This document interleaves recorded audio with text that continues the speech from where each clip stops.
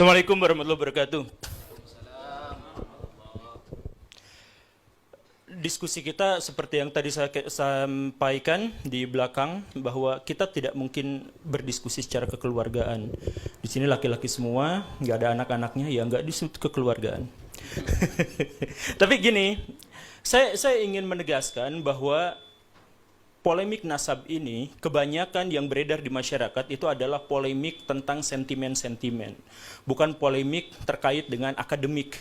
Jadi kalau misalkan kita mau jujur, dari jutaan orang di Indonesia yang sekarang berdebat, berdiskusi, saling menghujat satu sama lain terkait dengan nasab, berapa orang di antara mereka yang mampu mengakses kitab-kitabnya Kiai Imad dan mengakses kitab-kitabnya Robitoh Alawiyah? Sedikit sekali. Jadi yang benar-benar berdiskusi terkait dengan masalah-masalah akademik dan ilmiah itu jumlahnya sangat sedikit. Yang paling banyak itu adalah masalah-masalah yang berupa sentimen-sentimen. Ada sentimen kesukuan, sentimen keagamaan, sentimen golongan, dan lain sebagainya. Dan ini saya mohon maaf kepada pihak Robitoh Alawiyah ketika kemarin-kemarin bikin narasi, atau beberapa di antara pihak dari Robitoh Alawiyah atau kalangan Habib itu mengeluarkan sebuah narasi bahwa ini adu domba, bahwa sentimen-sentimen ini adalah ada pihak tertentu yang melakukan adu domba dan sebagainya. Ya tentu saja ada di antara mereka mungkin yang memanfaatkan situasi, tetapi masalah yang paling utamanya itu adalah ayo kita introspeksi sama-sama bahwa polemik ini tidak dimulai dari Kiai Imad.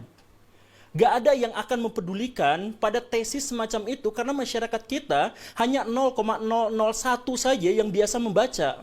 Dan jumlahnya menjadi semakin sedikit ketika yang bahan bacaannya itu adalah terkait dengan polemik nasab. Itu sedikit sekali. Yang Kiai Imad jangan dipahami sebagai orang yang pertama kali memunculkan polemik, dan jangan dianggap sebagai orang yang mengadu domba antara orang-orang NU misalkan, antara orang-orang Islam, bukan.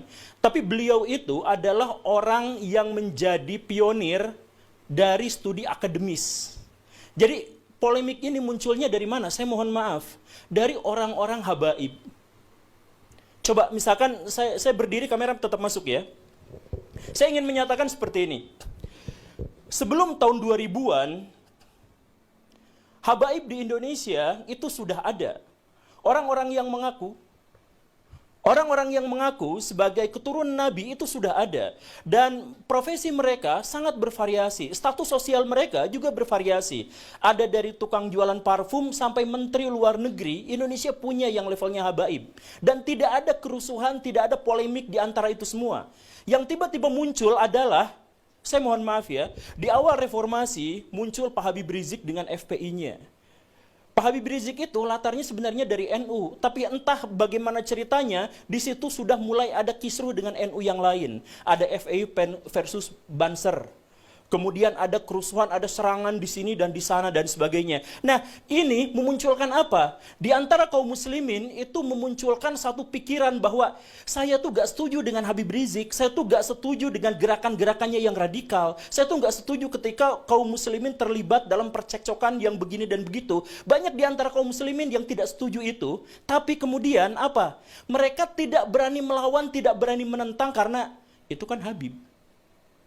Ini kan keturunan Nabi. Jadi pada waktu itu ada dilema, ada polemik sebelum polemik itu menyeruak ke media, polemik di dalam hati kaum muslimin bahwa kami sebenarnya ingin menentang, ingin mengkoreksi pernyataan-pernyataan dari Pak Habib Rizik.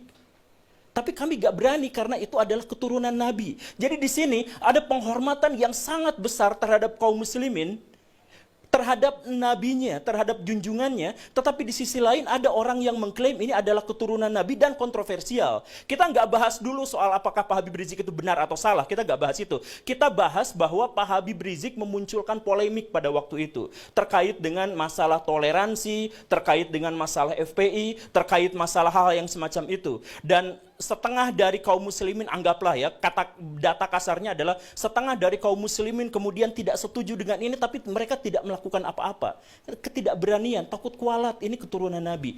Dan kemudian ketika Pak Habib Rizik agak turun dengan cerita-cerita dan drama-drama di media masa itu, muncul sesuatu yang lebih besar. Pak Habib Bahar bin Smith melakukan persekusi dan kekerasan, intimidasi terhadap orang lain, lisan maupun perbuatan, dan itu direkam, dipublikasikan kepada media-media mainstream di Indonesia.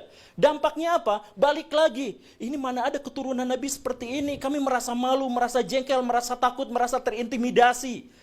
Saya harus katakan begini Baraya, kenapa yang datang ke diskusi ini cuman saya? Dan saya katakan lebih dari setengah kolom komentar yang jumlahnya ribuan di satu video saya itu meminta saya untuk tidak hadir dalam acara ini. Kenapa? Saya mohon maaf. Dalam konteks ini pihak Robitoh Alawiyah gagal untuk menyampaikan keamanannya kepada orang lain.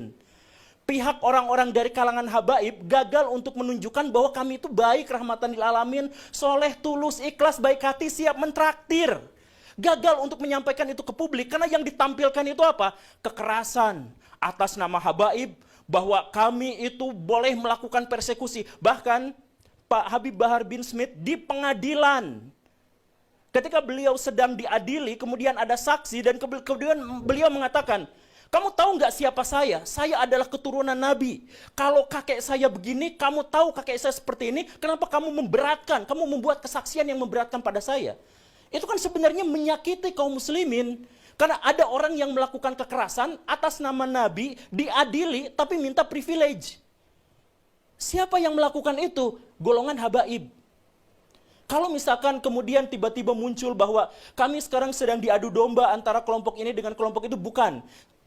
Mungkin ada adu domba tapi itu belakangan.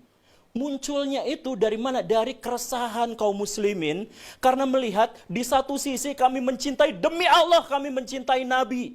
Dan wujud dari kecintaan kami terhadap Nabi adalah kami tidak akan mau menisbatkan kekerasan, kejahatan, dan kontroversi terhadap orang-orang yang mengklaim dirinya sebagai keturunan Nabi.